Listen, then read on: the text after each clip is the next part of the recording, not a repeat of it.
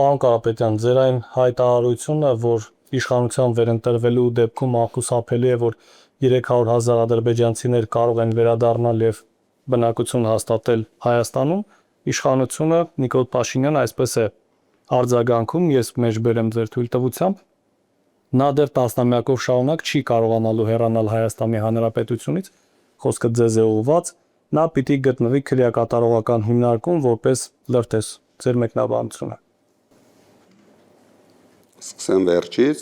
ես չեմ էլ պլանավորում այս տասնամյակում հեռանալ Հայաստանից։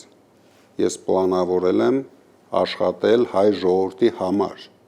Դրա համար մենք շուտով տոնելու ենք մեծ հաղթանակ եւ Փաշինյանը շատ ճիշտ է ասում։ Ես մնալու եմ, իսկ որտեղ եմ ես գտնվելու, վստահ եղեք, ես եմ որոշելու։ Փաշինյանը հունիսի 7-ից հետո ոչ մի որոշում չի կարող կայացնել, առավել ևս իմ ապագայի մասով։ Ինքը ավելի ճիշտ կանի, թող երկար մտածի իր եւ իր խմբակի ապագայի մասին։ Իսկ ինչ վերաբերվում է ադրբեջանցիների Հայաստան գալուն, մարդկանց թվում է մենք ինչ որ նախընտրական քարոզարշավ ենք այդ հարցով իրականացնում։ Դա արդյունք են այն հայտարարությունների,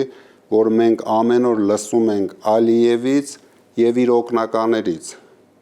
Եթե չկա այդպիսի բան, ես առաջարկում եմ, թող Փաշինյանը վաղ առավոտյան հայտարարի, որ հունիսի 18-ին, 19-ին Նախիջևանում Ալիևը չի կարող անցկացնել փառատոն, մեր բոլոր անհանգստությունները նրանից են, որ այս մարտը չի կարողանում հակաճառել Ալիևի հետ, հակաճառել